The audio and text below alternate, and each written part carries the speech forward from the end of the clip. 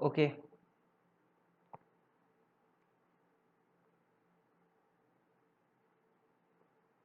This is actually lecture 2.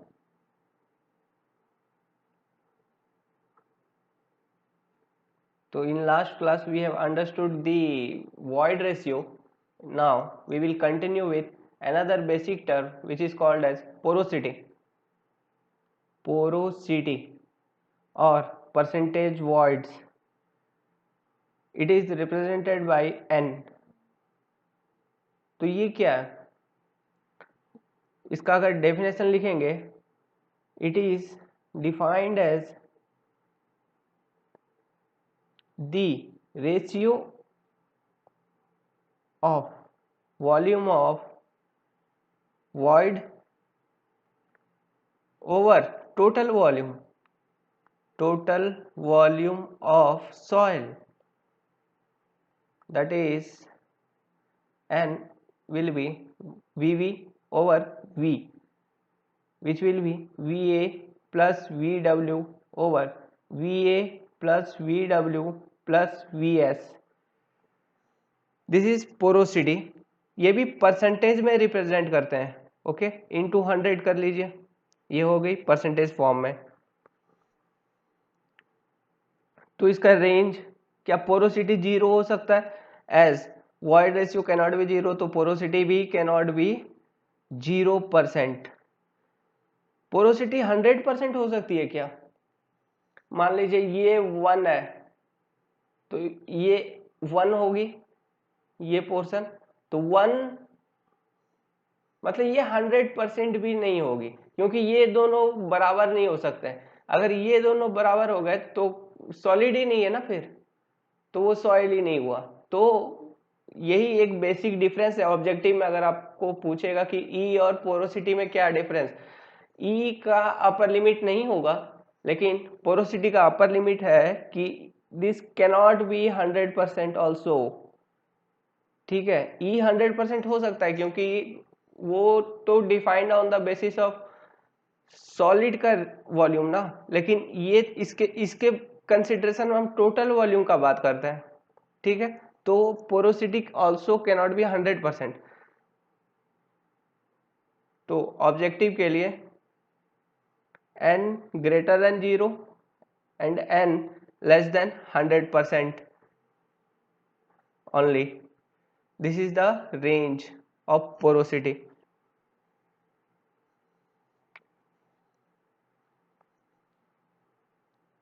अब कुछ focus करते हैं इन दोनों के बीच में बेसिक्स डिफरेंसेस. ये तो एक रेंज की बात होगी, न्यूमेरिकल मैथमेटिकल टर्म होगी.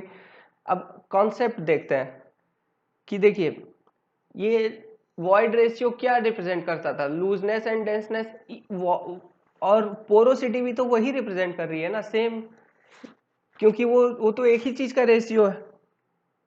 ठीक है, लेकिन वॉइड रेशियो के केस में देखिए वॉल्यूम ऑफ सॉलिड कांस्टेंट थी.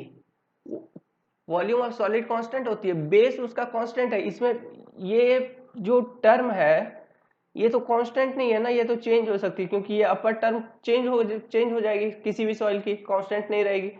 तो मतलब total volume of soil never remains constant. ये कभी कांस्टेंट नहीं रहती है. ठीक है, और पोरोसिटी डिफाइंड है ratio of volume of wides over total volume. Hence तो हम ये भी कह देंगे कि hence porosity is not a constant term.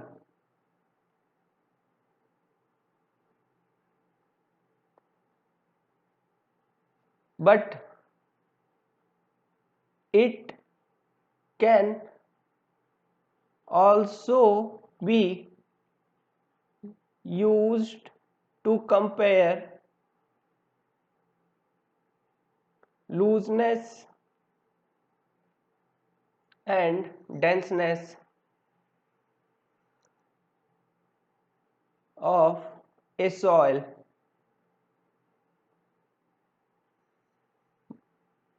but not reliable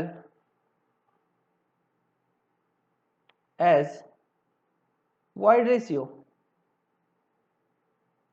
ठीक है, ये ऑब्जेक्टिव आईएएस में पूछ चुका है कि कौन सा ज्यादा रिलायबल टर्म है लूजनेस और डेंसनेस कंपेयर करने में वॉइड रेशियो और पोरोसिटी के बीच में।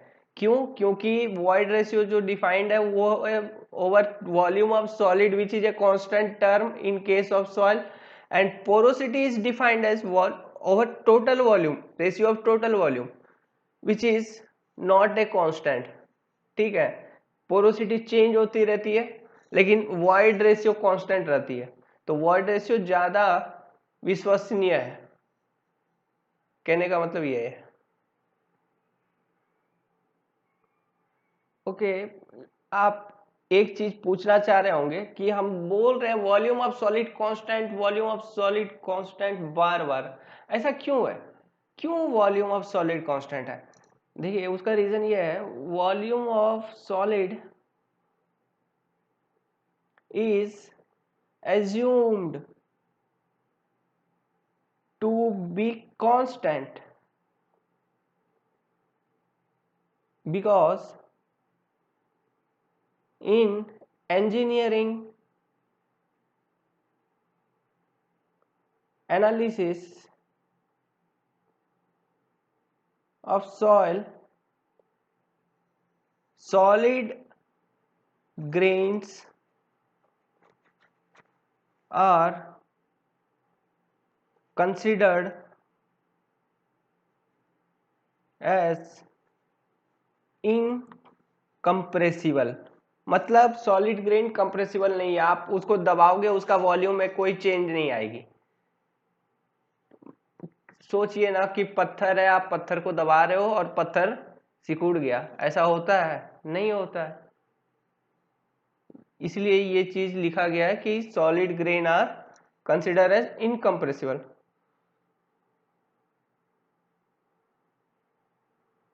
लेकिन एयर तो कंप्रेसिबल है ना, वाटर भी इनकम्प्रेसिबल कंसिडर किया जाता है। लेकिन आप अगर फ्लूइड मैकेनिक्स पढ़े हैं या अगर नहीं भी पढ़े हैं तो हम डिस्कस करेंगे वो टर्म, वाटर हैमरिंग आपने कभी सुना होगा।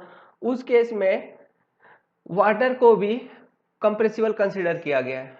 ठीक है, तो वाटर और एयर दोनों कंप्रेसिबल है but solids are considered as incompressible, hence volume of solid remain constant, it is fixed quantity, that's the reason।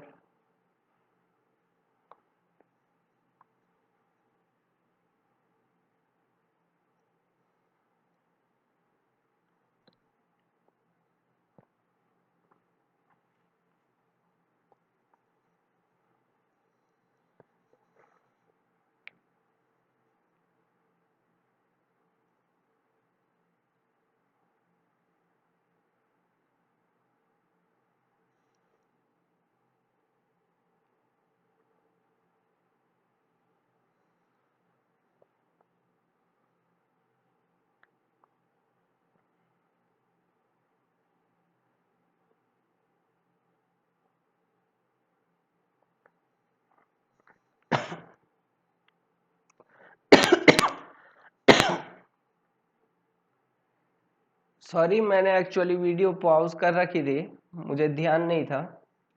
अच्छा देख लीजिए, मैंने यहाँ लिख दिया है डिग्री, एक मिनट, ये देखिए डिग्री ऑफ सैचुरेशन था volume of void over volume of water over volume of void, इसको भी हम परसेंटेज में रिप्रेजेंट करते थे। तो ये कैसा हो सकता है? पहला कंडीशन ये हो सकता है कि अगर डिग्री ऑफ सैचुरेशन, इस केस में ये देखिए टू फेज डायग्राम है, सॉलिड है वाटर है, इस केस में पूरा जो वॉल्यूम है वॉइड का वो वाटर से ऑक्यूपाइड है, तो डिग्री ऑफ सैचुरेशन इस केस में 1 हो जाएगा। तो इस तरह का जो सॉइल है उससे हम कहते हैं फुली सैचुरेटेड सॉइल। अब टू फेज में और एक केस हो सकता है कि वॉल्यूम ऑफ वाटर है ही नहीं और सिर्फ क्या है, वॉल्यूम ऑफ सॉइल है और एयर है, मतलब पूरा का पूरा वॉइड एयर से ऑक्यूपाइड है। तो इस केस में डिग्री ऑफ सैचुरेशन 0 होगा, तो हम इस तरह का सॉइल को कहते हैं ड्राई सॉइल। नाउ अगर थ्री फेज में देखोगे, अगर वॉल्यूम ऑफ वाटर भी है, एयर भी है और सॉलिड तो होगा ही होगा, तो इस केस में DOS एक से कम हो जाएगा ना, क्योंकि देखिए ये मैंने यहाँ पे डिस्क्राइब किया हुआ, volume of wide not equal to volume of water, ये अधिक है तो ये जो क्वांटिटी है ये लेस देन जीरो होगी, इसलिए इस तरह का सॉइल जो होगा उसे हम पार्शियली सैचुरेटेड सॉइल भी कहते हैं।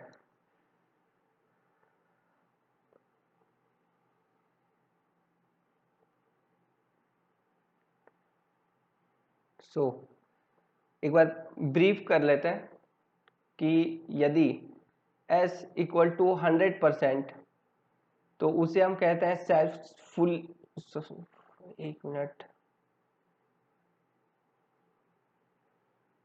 Fully saturated soil. यदि S लेस देन 100% तो partially saturated soil, and if S equal to 0% then it is termed as dry soil, पानी है ही नहीं, ड्राई सॉइल। तो केस नंबर 1 और केस नंबर 3 ये दोनों 2 फेज सिस्टम है, और केस नंबर 2 जो है वो 3 फेज सिस्टम के अंदर होगा। तो इसके रिगार्डिंग सॉइल का कुछ लिमिटेशंस है, क्लासिफिकेशंस है, देख लेते हैं। उसका एक टेबल है, मैं एक टेबल बना रहा हूं, ध्यान से देखिए। ये याद रखने की का जरूरत नहीं है वो इस टेबल को, जस्ट फॉर आइडिया।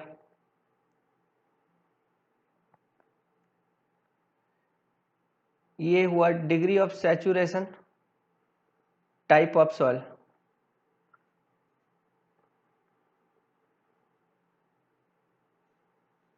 अगर S इक्वल टू 0% तो ये हमने डिस्कस कर लिया, ड्राई सॉइल। अगर S लाइज बिटवीन 0 to 25% तो इसे हम कहते हैं डिग्री ऑफ सैचुरेशन। अगर 0 से 25% है किसी भी सॉइल का तो हम उसे कहेंगे ह्यूमिड, मतलब हल्का फुल्का मॉइस्चर है उसमें, ह्यूमिड सॉइल। टेबल को आगे बढ़ाते हैं।